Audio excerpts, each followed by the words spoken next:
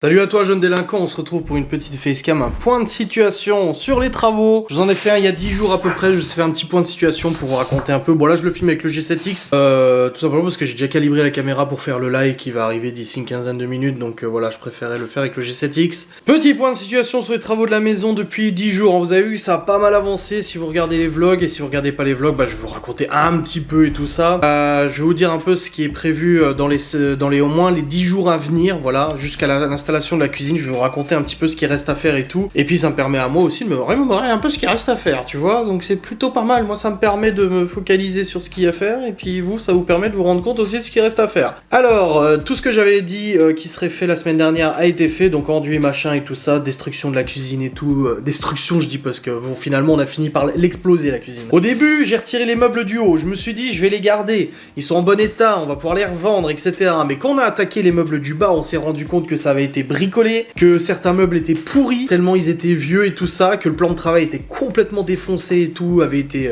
colmaté, tout ce que tu veux, donc c'était franchement invendable, j'aurais eu honte de le vendre et de le donner. Et surtout, vu que c'était rafistolé tout ça, on a dû casser certains meubles pour pouvoir les démonter. Au lieu qu'ils soient vissés entre eux tout simplement, ils ont été collés à la colle à bois, machin et tout. On a dû y aller à la masse, on a dû péter des meubles et tout ça, on a tout foutu à la benne, à la déchetterie. Donc il n'y a rien, on n'a rien pu récupérer de l'ancienne cuisine, vraiment rien pu récupérer, il n'y a plus rien, c'est la dèche. Mais voilà, au moins comme ça, c'est fait. Donc ce qui reste à faire dans cette cuisine, c'est enlever le frigo, enlever le lave-vaisselle, rendre la pièce vierge, vide. Nous devons du coup peindre l'intégralité de la cuisine en blanc, donc peindre là où il y a eu l'enduit, ainsi que l'autre mur et le mur du côté où il y a le radiateur. Donc on va devoir tout peindre en blanc pour faire tout nickel. Quand la cuisine va arriver, voilà, il faut que la pièce soit prête. Nettoyer intégralement le sol aussi, parce qu'on veut nettoyer le sol avant qu'il pose la nouvelle cuisine. Normal, c'est pour éviter justement que poser sur du sol crade, parce que là il y a de l'enduit partout et tout, donc il va falloir frotter. Là il va falloir frotter pour nettoyer cette cuisine, mais voilà, il faut qu'elle soit nettoyée nickel chrome vide. Nettoyer les carrelages qu'il y a sur le mur côté droit, donc il y a des vieux carrelages, on les a pas recouverts tout simplement parce que ça aurait fait une épaisseur de plus qui n'était pas nécessaire, et la nouvelle cuisine vient de toute façon devant. Donc quand même les nettoyer pour faire ça propre, et là où il y a les tuyaux, passer un coup de peinture aussi pour rendre ça propre, nettoyer les tuyaux normal et tout ça. Donc ça c'est au niveau nettoyage de la pièce que je parle, hein. C'est pas au niveau des travaux qui restent. Voilà. Au niveau des travaux qui restent, donc il faut terminer l'enduit du côté de l'ouverture côté cuisine, donc il y a encore de l'enduit à remettre et poncer surtout, il va falloir poncer toute la pièce où il y a eu de l'enduit pour rendre le mur lisse, parce que il y a des petites aspérités à quelques endroits dues à l'enduit, il faut poncer tout ça pour faire tout lisse. Il va falloir nettoyer les plaintes, il va falloir recoller les plaintes aussi, parce que les plaintes on les a détachées, elles étaient clouées et collées, double fixation, hein. Clou-colle. On va devoir recoller et reclouer du coup les plaintes dans la cuisine, donc les nettoyer avant parce qu'elles n'étaient pas super propres quand on les a enlevées, surtout celles qui étaient derrière les meubles de la cuisine et tout. Donc voilà, il y a un truc que malheureusement on ne peut pas faire tout de suite, qu'on va devoir attendre encore un petit moment, c'est retirer le radiateur de la cuisine, parce qu'actuellement dans la cuisine il y a un radiateur on l'allume jamais dans la cuisine, et le problème c'est que ce radiateur du coup prend énormément de place et nous empêche de coller le frigo contre le mur. Là le frigo il dépasse un peu à l'entrée de la cuisine, c'est un petit peu dommage, du coup il va falloir retirer ce radiateur, mais ça sera quand le chauffage aura été changé, parce qu'on peut pas, tant que le chauffage n'est pas changé, on ne peut pas enlever ce radiateur. Putain, je regardais la cuisine, je me dis, la salle de jeu, putain, elle est bien rangée, hein, je l'ai rangée l'autre jour là, c'est nickel, hein, oh, pas de mentir, hein. Donc voilà au niveau de la cuisine. Il faut ensuite qu'on rajoute 2 prises électriques, donc une pour le frigo, côté frigo actuel, et une pour le four et le micro-ondes, côté mur au fond, là où il y aura la colonne, donc c'est 2 prises électriques à rajouter à cet endroit là, pour pouvoir brancher ces 2 appareils. Et il va falloir aussi faire une extension d'évacuation du lave-vaisselle, pour pouvoir, au lieu qu'il soit à gauche, le mettre contre le mur, parce que le nouveau lave-vaisselle va aller en lieu et place de l'ancien four, et du coup bah il y aura pas la place, le tuyau sera pas assez long pour aller jusqu'à l'évacuation. Voilà. Donc il va falloir faire ça aussi, décaler ces tuyaux d'évacuation et tout. Je vais regarder comment je fais ça. Voilà. Après au niveau de la cuisine, quels autres travaux il reste? Bah peindre le contour de la hotte, mais ça on peut le faire quand il y a la nouvelle cuisine. De toute façon on verra si on le fait en gris, en blanc, on sait pas encore, on va peindre le contour de la hotte, comme ça c'est fait. Et puis bah je crois que ça sera bien pour cette cuisine. Plafond, ah oui, puis changer le luminaire, la suspension qu'il y a au plafond. Laura on a commandé des nouvelles, on doit les recevoir cette semaine, donc c'est une nouvelle suspension un peu plus design, qui va un peu mieux avec la nouvelle cuisine, parce que là actuellement c'est une suspension en métal, avec des gros spots 45 watts, je crois que c'est des LED, mais bon c'est spots type 45 watts là, ou 75 watts, qui consomment de ouf, mais du coup qui sont pas super beaux, enfin moi je trouve pas ça beau, en métal comme ça un peu industriel et tout ça, je trouve pas ça hyper beau, en plus ils sont tout crades, parce qu'il y a la poussière qui qui s'est accumulé dessus et tout ça, donc voilà, comme ça va partir, et ça sera bien. Donc, faut que dimanche, idéalement, voire lundi prochain, grand maximum,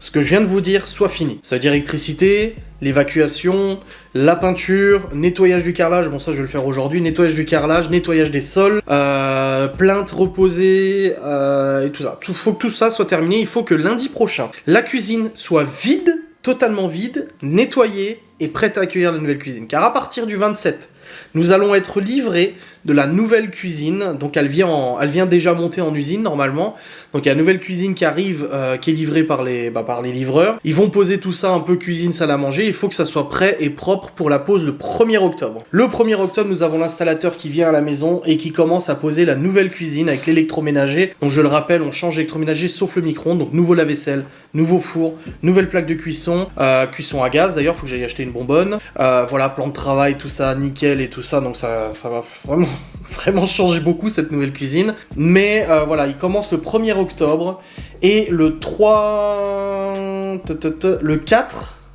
octobre et le 4 octobre, la cuisine sera terminée. Voilà. Le 4 octobre, on aura une cuisine neuve, dans un environnement refait à neuf, repeint, clean. Voilà. Le 4 octobre, on pourra souffler, remettre toutes nos affaires dans la cuisine, ne plus vivre en mode camping. Et ça va faire du bien. Et du coup, c'est les 2 semaines qui nous restent. Voilà, on préférait avoir une semaine d'avance sur notre planning. Je vous l'avais dit dans ma dernière vidéo mise au point. On préférait se prendre une semaine d'avance pour être sûr d'avoir le temps de tout faire, parce que la preuve, on a bien fait, parce qu'on voulait pas devoir courir, parce qu'on aurait pu commencer ces travaux seulement cette semaine-là, donc là maintenant, démonter la cuisine, mais on voulait quand même avoir du temps d'avance parce qu'on savait pas sur quoi on allait tomber. Et justement, je terminerai la vidéo là-dessus sur les surprises qu'on a eues. Donc j'en ai parlé en vlog et tout ça. Mais au niveau des surprises, donc déjà qu'on a fait l'ouverture du mur entre la cuisine et la salle à manger, on a découvert que c'était pas du placo mais de la brique derrière, donc on a dû casser de la brique, ça a été beaucoup de gravats, beaucoup de travail et tout ça. Donc il a fallu remettre les cloisons de placo, on a dû démonter la cloison côté cuisine pour nettoyer les gravats et tout, ça c'était pas prévu non plus. Donc remettre du placo avec des rails et tout ça, c'était pas prévu non plus. Ensuite, quand on a démonté l'ancienne cuisine, on s'est rendu compte que derrière il y avait de la tapisserie, on pensait que c'était du mur blanc, mais en fait non, c'était de la tapisserie, du coup on a dû détapisser et réenduire pour pouvoir repeindre, c'était pas prévu non plus, on pensait juste remettre un coup de peinture. Derrière il y a du carrelage qui était pas prévu, bon là on va le nettoyer, c'était pas très grave, mais surtout là où il y avait toute la faïence, tout le long de la cuisine il y avait de la faïence qui avait été posée, on a découvert que la faïence était posée par-dessus un ancien carrelage. Donc quand on a cassé justement les 2 couches de carrelage, et malheureusement on a tapé dans le mur, pas le choix, c'était du mur, alors c'était du placo, du BA13, mais avec un gros morceau d'isolant derrière en fait, qui était collé sur le placo. Donc en gros, quand on cassait le carrelage, parfois en tirant le carrelage, ça décollait le placo et on décollait l'isolant derrière avec. Donc on a dû garder toutes les parties d'isolant pour les remettre et les recoller correctement. Et ça, c'était pas prévu du tout. Donc le père de Laura a dû mettre une énorme couche de plâtre pour pouvoir combler du coup le mur et le refaire tout lisse, parce que forcément, en tapant avec le burin et tout, on attaque le mur logiquement. Il nous a dit, en faisant comme ça sera propre, vous inquiétez pas. Mais dans l'idéal aurait été de casser intégralement tout le mur et refaire de l'isolant, de la laine de verre, machin, etc.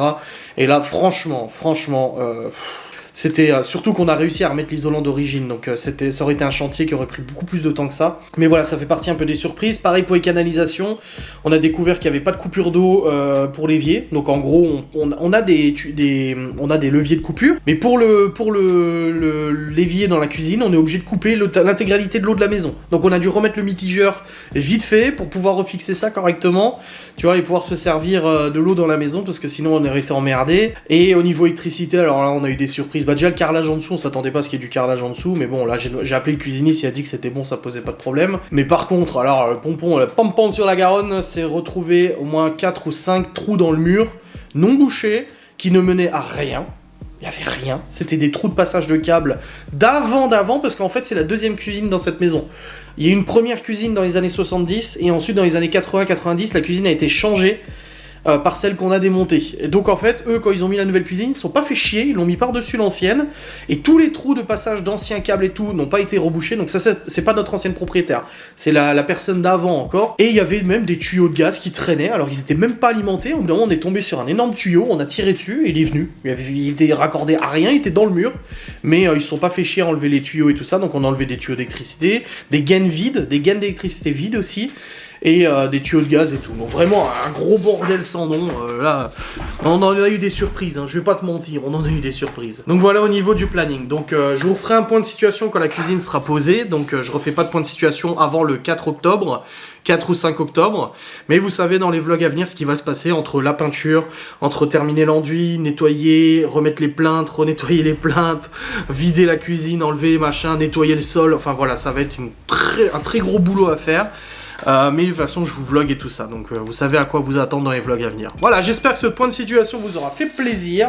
Moi en tout cas ça me fait plaisir de vous tenir au courant. Pour les gens qui ont peut-être pas le temps de suivre les vlogs, ça vous permet de suivre aussi les travaux sans forcément vous taper tous les vlogs et tout, et je trouve que c'est intéressant pour tout le monde. Voilà, je vous fais des bisous, je vous dis à très vite, salut.